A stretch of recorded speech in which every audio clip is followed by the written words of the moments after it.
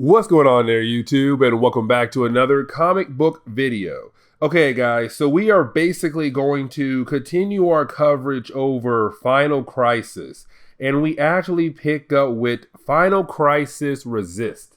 Now, Final Crisis Resist is basically saying that you do have a small group of people left on Earth who are going to resist what Darkseid had basically done in the earlier parts of Final Crisis. Now, remember, at this point in the Final Crisis storyline, basically you have Darkseid has won. Like, he had found the AntiLife Equation. And remember, the AntiLife Equation basically means that you lose complete willpower. Like, you basically are following Darkseid's rule. And so, of course, you have a lot of people just saying like, Darkseid, he's the best. Things like that. And so, of course, the world has been taken over. And so when it comes to Final Crisis Resist, it does tell us, hey now, there are some people out there who are resisting what Darkseid is actually trying to do. Which, of course, makes sense because if you had no one out there trying to resist against Darkseid,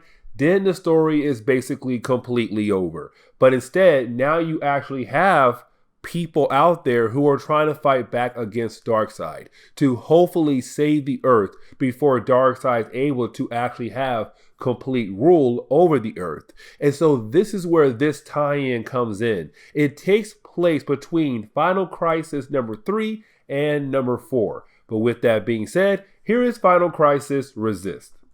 Now, when it comes to Final Crisis Resist, it basically focuses on a particular group known as Checkmate. Now, Checkmate is one of the many different government organizations you have in DC Comics, and we have seen a couple so far in our coverage in Final Crisis. But of course, it's now time for Checkmate to come in, because again, with the world being taken over, it does make sense to have the government systems being involved. Now, with that being said, when it comes to Checkmate, it's basically your government system that is run kind of like a chessboard, where you have your king and queens kind of running the whole organization. You have the bishops kind of run the missions. You have pawns. Like, you really have an actual order that is basically done by the idea of chessboard. Now, with that being said, though, of course, right now, we actually pick up outside of the main Checkmate base.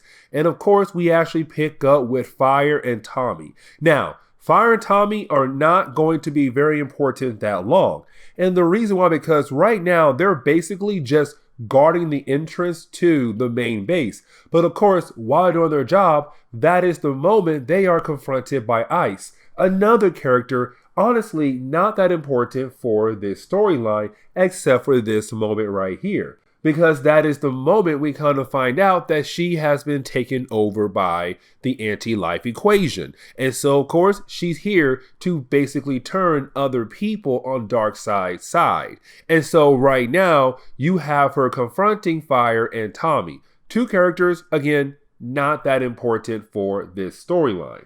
But then we actually pick up with the inside the base of Checkmate, where of course right now it does seem like a normal day where nothing is going wrong, everything seems okay, everybody should be having a normal day. But the problem is, though, you do have the base get attacked by Ice, of course, the person who's on Darkseid's side and trying to turn more people into members of Darkseid's army. Now, with that being said, before she does attack, we do get the chance to learn some different characters who are basically in charge of Checkmate. Because remember, when it comes to Checkmate, your kings and queens are the ones who basically run everything. So like, for example, you have Sasha Borodox, and I'm pretty sure I just butcher her last name, but she is one of the queens. You also have Mr. Terrific, who's one of the kings, and you also have Valentina Vostox, who's the other queen. Now, I forgot who the other king is, but either way, right now,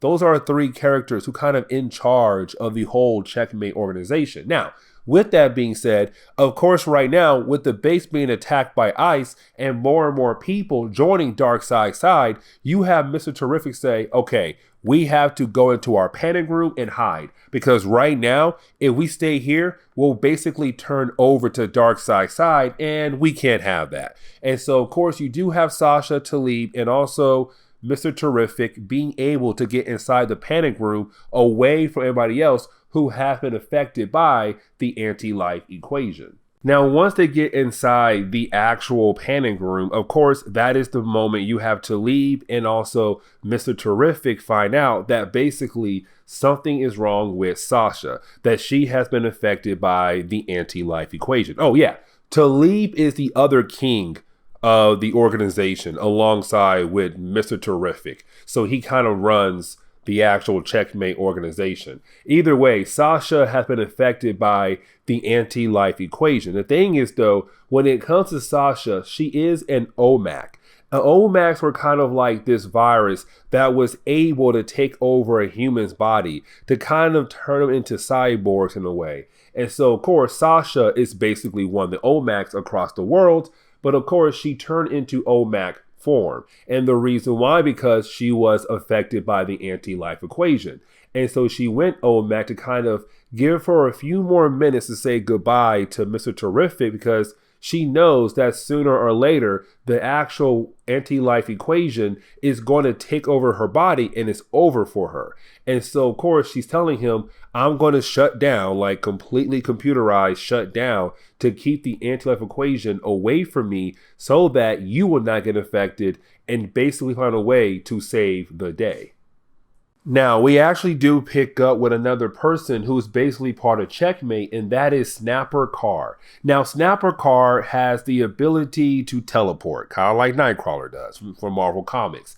But either way, right now, we kind of find out when we actually do pick up with Snapper Carr, it has been 4 days since the AntiLife Equation had basically set off and took over the world. And so, of course, Snapper Carr is just one of the many people out there who were not affected by the AntiLife Equation. Now, either way, right now, we actually do see him kind of teleporting around this Star Lab space because Darkseid turned this lab into his war garden. Of course, he's growing different things that could basically help him finish off taking over the Earth. And so you have Snapper Carr coming here to make sure this lab just blows up and unable to use this lab for any future projects down the road.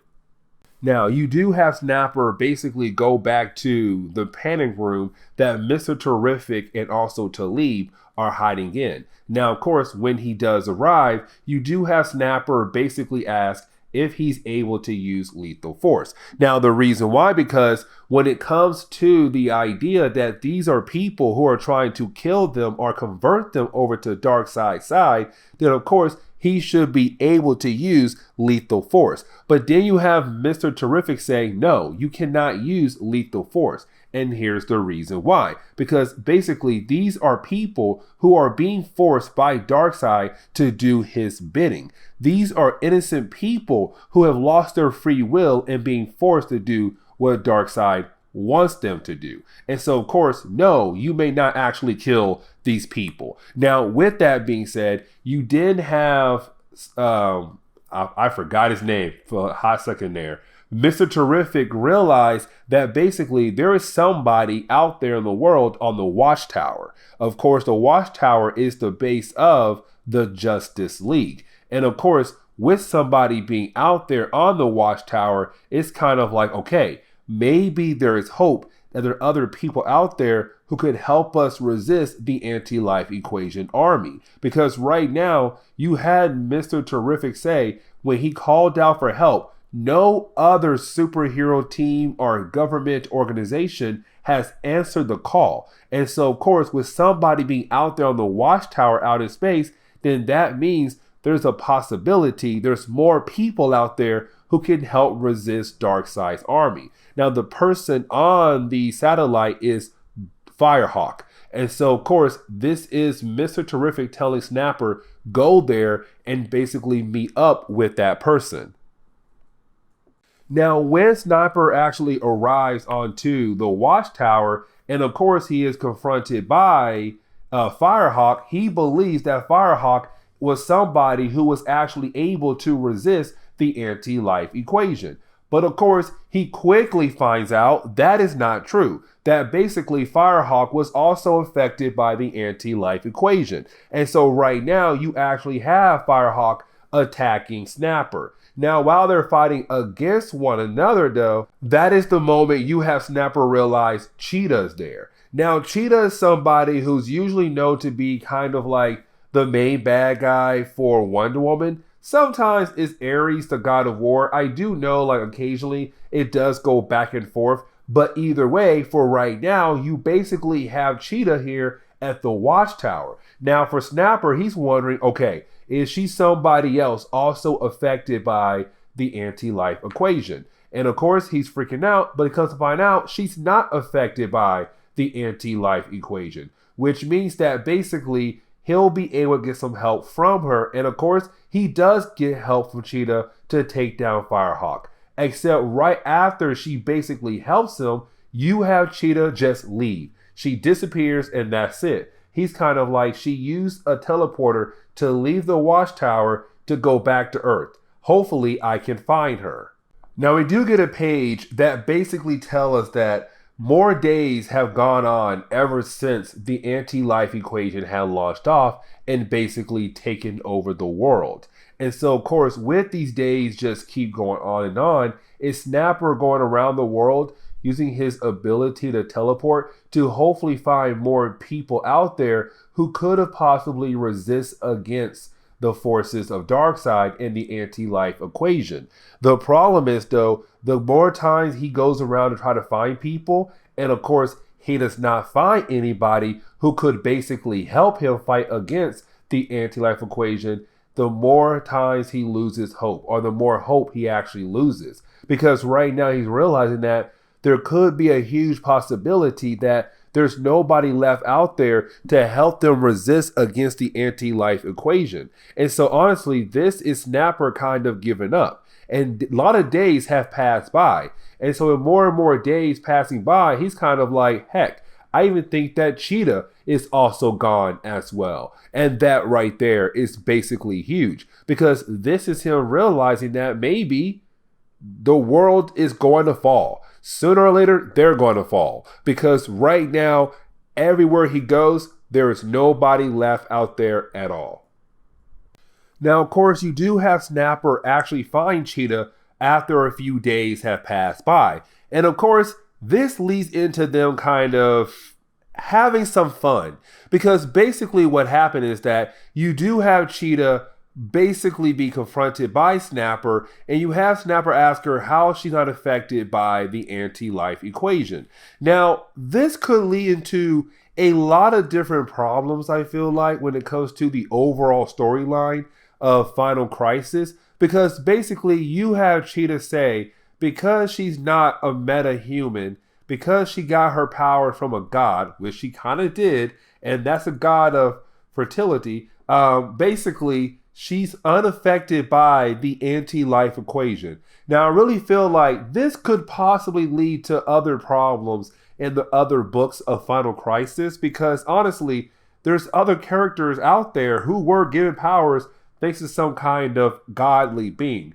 But either way, because her god is the idea of having fun, basically her and Snapper have some fun. And of course, after they do the deed, they are confronted by Grodd. Of course, an old enemy of the Flash, but he has been taken over by the anti-life equation. Now, as soon as Grodd comes in there, his goal is to make Snapper fall in line with Darkseid's side, Darkseid's anti-life equation. He's trying to make him submit, or trying to make Snapper submit. Now, you do have Snapper realize if he does not leave sooner or later, he will basically join the army of Darkseid. So he has to teleport out there. But of course, if he does, he is going to leave Cheetah behind. But he has no choice. And so he leaves so that he'll not be taken over by the anti-life equation. But of course, he does come back to be the hero to basically save Cheetah and get her and him out of there and back to the panic room that Mr. Terrific and Talib are hiding out in. Now, of course, you do have the heroes kind of regroup back in the panic room. Now, when they do, this is where you kind of have Mr. Terrific realize that he has a master plan to hopefully kind of give them the odds to fight against the forces of Darkseid. And what he says is that the OMAC army, the OMACs out there. So let me explain. Earlier in DC's timeline, you had the OMACs, which was being controlled by Brother Eye. And of course, that took place before Infinite Crisis. But basically, the OMACs are people who've been taken over by a computer virus. They're kind of like cyborgs in their own way. Now, with that being said, though, they are 11 million of them out there in the world. But of course, for them to actually activate every single OMAC across the world to kind of help them fight against the forces of Darkseid, they have to get the access code from Sasha. Now remember, earlier Sasha was basically shut down because she realized that she was being taken over by the AntiLife Equation. And so, of course, she went into her OMAC form to give herself a few more minutes to basically tell goodbye to Mr. Terrific and then shut down so that she would not be taken over by the AntiLife Equation. But now Mr. Terrific has to turn her back on just to get the equation so that he'll be able to actually activate the other 11 million OMACs across the world to get themselves an army to fight against the forces of Darkseid. And so, of course, this is him having to actually sacrifice the life of Sasha in a way, but not really, because at the end of Final Crisis, everybody is back to normal. But for now, it's kind of like he will have to basically sacrifice his love for this woman to basically save the entire world.